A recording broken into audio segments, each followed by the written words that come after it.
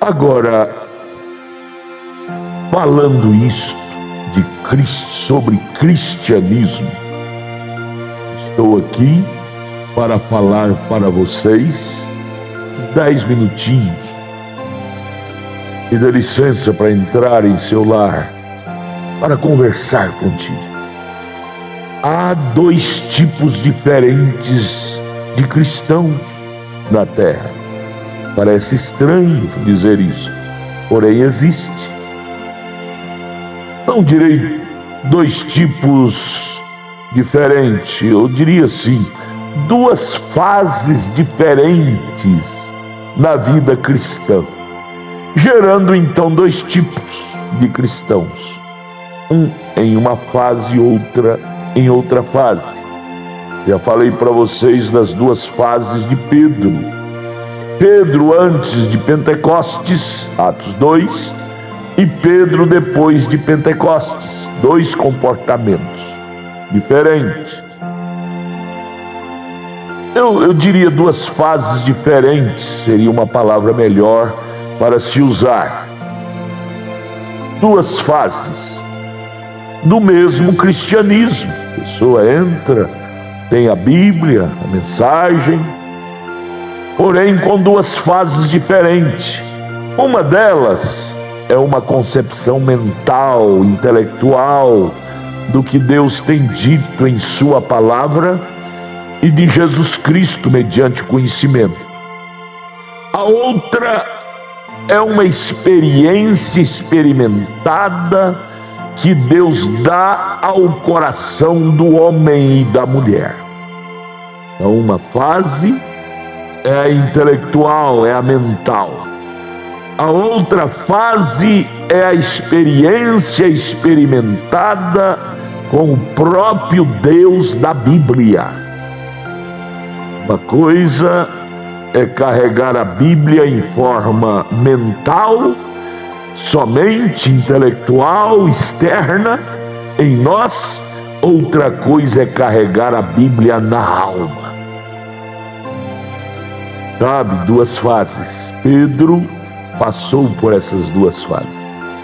Enquanto Pedro estava na primeira fase, só intelectual, conhecimento, eu conheço Jesus, eu pesco com Jesus, eu ando com Jesus, eu tenho companheirismo com Jesus, ele precisava de Jesus 24 horas perto dele.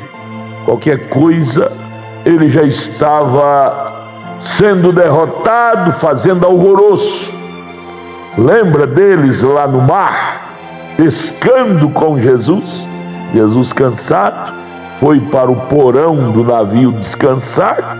Jesus era homem, não é? 100% homem do lado de fora e 100% Deus do lado de dentro. Mas quando o vento começou a agitar o barco, ondas furiosas batendo no barco, Pedro já se agitou. Mestre, foi acordar o mestre. Mestre, o mar se revolta. Mestre, vamos afundar, vamos morrer. Pedro não pôde fazer nada para se defender daquelas ondas furiosas do mar revolto, porque ele era um seguidor de Cristo, porém só de uma forma admiradora, mental, intelectual. Ele ainda não tinha recebido o Espírito, o poder que estava em Cristo dentro dele, para ele ter a autoridade que tinha Cristo. 2 fases. E nesta primeira fase da vida cristã, você sempre estará levantando e caindo, se encontrando acidentado, sempre à margem do caminho, e sempre precisando de carona. Mestre, vem cá, mestre, outro problema surgiu, outro problema. Mestre, o mar é um problema, as ondas, vem, mestre, senão nós vamos morrer. O mestre teve que vir. O mestre, cheio da autoridade do Pai, do Criador, simplesmente levantou a mão e o mar se acalmou e tudo ficou tranquilo. Por que Pedro não pôde fazer isso? Porque Pedro ainda estava na primeira fase do cristianismo, na fase de admiração, na fase do intelectual, sabe? Gostava do mestre, pescava com o mestre, acompanhava o mestre, admirava o mestre, mas não tinha o espírito que estava no mestre dentro dele. Queridos, isso deve nos sacudir, isso deve nos fazer pensar mais firme sobre o cristianismo. Aí vem por que as pessoas estão oscilando na vida cristã. Porque estão ainda na primeira fase, não entraram véu adentro, onde estava a arca, onde estavam as tábuas escritas pelo dedo de Deus, onde estava a coluna de fogo, sabe? Onde estava a presença da glória da Shekinah. Você lembra de Moisés? Moisés entrou dentro da coluna de fogo, lá no monte, fumegava o monte, e Moisés entrou ali dentro. O que Israel tentou entrar e teve que sair correndo de medo, porque a coisa estremecia, porque só Moisés deu conta de entrar e o povo não pôde. Moisés era um homem consagrado, sagrado por Deus para isso. Você deve ser esse Moisés, senão você vai ser um derrotista, principalmente nesse dia o qual estamos vivendo, dia de tormentos, de agitações, de tempestades no mar. Jesus, ele tinha entrado dentro da coluna de fogo, e a coluna de fogo, que é o próprio Pai, que é o próprio Espírito Santo, morava nele. Por isso ele teve autoridade para parar a tempestade do mar. Moisés entrou dentro da coluna de fogo, por isso ele tinha equilíbrio, ele tinha companheirismo com Deus, véu adentro, dentro da coluna de fogo, dentro da nuvem. Moisés tinha companheirismo com Deus, dentro da nuvem, lembra? É escrito lá em Êxodo.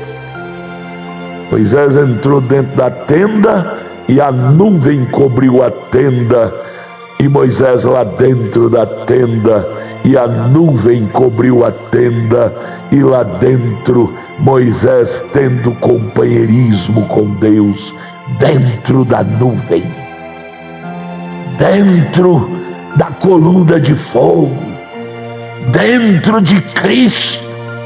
Este é o lugar mais glorioso para você ter companheirismo com Deus. É o lugar de vitória, é o lugar que não oscila, é o lugar de serenidade, é o lugar de força, é o lugar de poder. Você não pode ficar fora disso, no exterior do santuário, nem no átrio e nem no lugar santíssimo. Você deve estar lá no terceiro lugar, ou seja, você não pode estar no lugar santíssimo ou lugar santo, não é lugar santo, e nem no átrio. Você tem que entrar no terceiro estágio, que é o lugar santíssimo. É ali que está a arca do concerto, é ali que está a glória da Shekinah, no lugar santíssimo, no terceiro espaço. Lembra do templo? Estou falando do templo que Moisés erigiu para adorar a Deus lá no deserto. Tinha o átrio, tinha o lugar santo e tinha o lugar santíssimo. O lugar santíssimo é um lugar mais especial, que só pessoa especial podia entrar lá. No caso era o Arão. e no caso hoje é você, é eu, para ter companheirismo com a arca, para ter companheirismo com a coluna de fogo, para ter companheirismo com a glória da Shekinah. É lá no terceiro lugar, no lugar santíssimo, é que está o descanso. Ali você não será mais aquele homem intelectual defendendo teses para se exibir, para dizer eu sou melhor do que o outro. Não, ali você estará totalmente eliminado seu egoísmo, sua vaidade. Você não será mais você ali. Você será um sobre o natural. Sobre quer dizer acima do natural. Você não será esse homem natural, qualquer coisinha está alterando, brigando, com baixaria, sabe, competição. Eu sou melhor do que você. Isso é competição. Quem está véu adentro não precisa de brigar com ninguém, não precisa dizer que é melhor do que ninguém. Suas obras falam mais alto. Jesus nunca precisou de brigar com ninguém para provar que ele era Deus. Lembra do gadareno quando chegou diante dele? Sem palavras, sem Jesus proferir uma palavra sequer, aqueles demônios que estavam naquele homem de Gadara já se convulsionaram e saíram dele, porque se deparou com a presença de um ser que vivia véu adentro, que vivia dentro da coluna de fogo, que é Deus, que vivia dentro da nuvem, que é Deus. Jesus vivia assim. E nós, como seus irmãos mais novos, devemos ser atraídos para este lugar, para termos as mesmas vitórias que ele teve, para termos o mesmo comportamento que ele teve. Jesus deve ser nossa referência em tudo. O homem Jesus, nosso irmão mais velho que passou por essa terra, deve ser nossa referência em tudo. Nosso modelo, nosso exemplo não é aquele manequim lá dos Estados Unidos ou de qualquer outro lugar. Nosso modelo, nosso manequim é Jesus. Como criança, como jovem, como de maior idade, ele deixou legados, rastros, modelo para nós seguir. Pense nisso.